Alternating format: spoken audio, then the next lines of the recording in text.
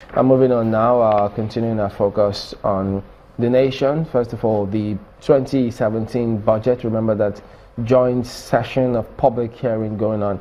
We've got Mr. Ezekiel Nya-Etok, who joins us next today. He's the Director General of Nigeria First Project. Thank you for coming on this morning. Thanks for having me.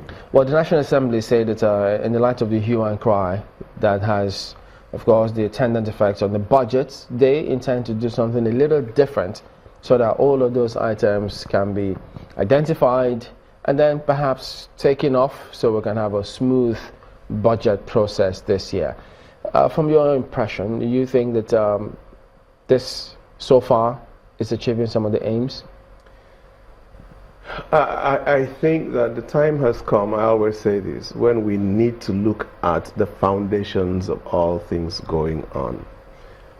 We need to come to the bitter truth that public offices are not motivated by service as the essence for seeking the public office.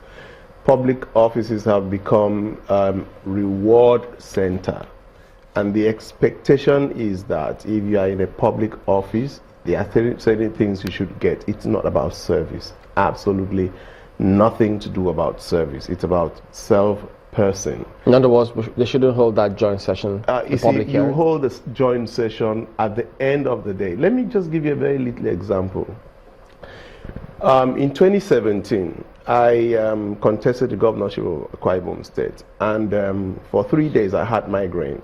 I have very good health status. I stayed for 6 months without having headache. Last time I was in the hospital a night was in 1985.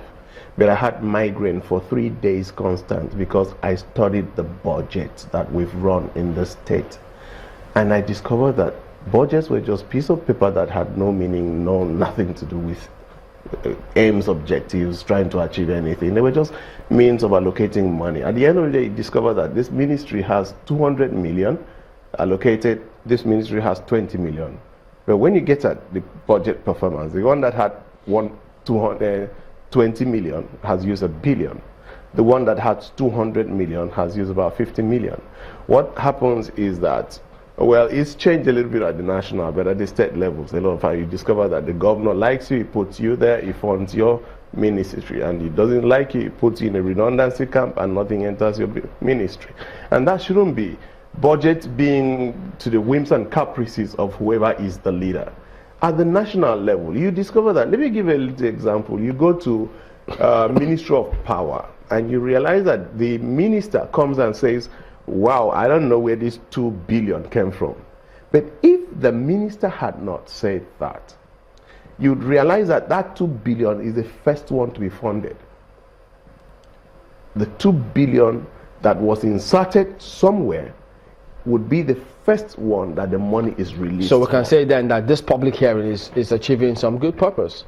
Yes, it's creating awareness. It's making people to think twice about what they do and probably get smarter in doing the things they do. But when you get to the foundation, the basics, why somebody, let me give you now you expect that there was a project in the last budget put by probably the last minister or the last person that was there for a road, and then this man comes in and you want him to fund that road when he knows that that road was there to protect somebody's interest. It was to protect somebody's contractor. It was to empower somebody. And I come in as the new man on the helm of affairs, and you want me to continue to fund that person to protect his interest and to give to his capital base. What do I go home with? But if that project was inserted in the first place out of strictly service for the people, and I'm coming here out of service for the people, and at the end of my tenure, what I take home is the fact that I have been able to come and serve my people. And the day my people say, no, you cannot continue to serve me, or something goes wrong, I resign, because service was my motivation and my essence. Things will change. But that we know. Okay. Haven't identified that we've got challenges with the budgets, both at the national and state level. Let's start from the national. What should we then do? It goes back to fundamentals, leadership recruitment. no matter what it takes, we must wake up to the reality that we cannot run away from this. Yeah, how is that going to sort the immediate challenge we've got? We always want to sort the immediate challenges. No, you have to. You can't put government on hold. The first thing they've done, which is great, is that for whatever it's worth, let people say you cannot be buying kitchen utensils every single year. For goodness sake, you eat them with the food. Let that be said. Let's minimize like damage control. Let that, what they're doing is good. I applaud it. You know, there's this NGO budget. You know, they've done analysis. Let them look into it, and it's going to make some people. And no matter how dead in their conscience are, we still have a little left. It's going to. Yes. Do you accept the procedures being followed in the budget public hearing? Do you think the processes being followed are prudent enough to fish out or identify some of those gray areas and act on them? Those who set up the processes and the procedures in the first instance, what do they want? Do they really sincerely want transparency, accountability? And when you finish articulating what you have done as your observations, who do you give it to? Do you have any power to implement what you have observed? And when you give it to the last bus stop, what do you do thereafter? What is the position of the citizens? The last budget, how much have we demanded? The details, even the budgeting process, you just have a lump sum that is put there. You know, police service. For what? Where? Which of the stations? Which of the facilities? Which of the institutions?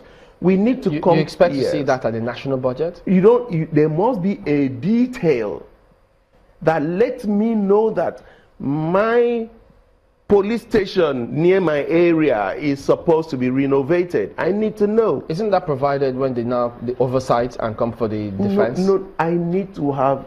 When you talk of oversight and defense, you are talking of the National Assembly. I'm talking of myself as a Nigerian. I want to know that this little police station next to me, there is provision for a renovation. And at the end of the year, I want to be able to say, you see, these things are shrouded in, in secrecy, so that you, the normal Nigerian, you don't have a way. How is it in secret? Because if the budget is out there, it's up to the people to ask questions. We're asking the questions. My question is, how do I know that this police station by my house is to be renovated? I need to have a budget that brings it down to the common Nigerian, where everybody who is interested can go and see that what they want to buy, the breakdown. You see, we sit down and think of a budget. I'm an architect. We want to renovate this room. We want to have 3 chairs there. We know the type of chairs to be done. I write. What do you call it? I do. How could I miss this? The feasibility of feasibility, not just feasibility. There's a better word. You do a Q&S on that. Yes, bills. I write bills. Bills go to the least item where excavation of the foundation. They tell you the depth. They tell you the length. We use that. We now talk in terms of backfilling, talk of blinding. That gives you substructure. Those are there. You can go. They now go right up to the building is completed. The painting. You know the units.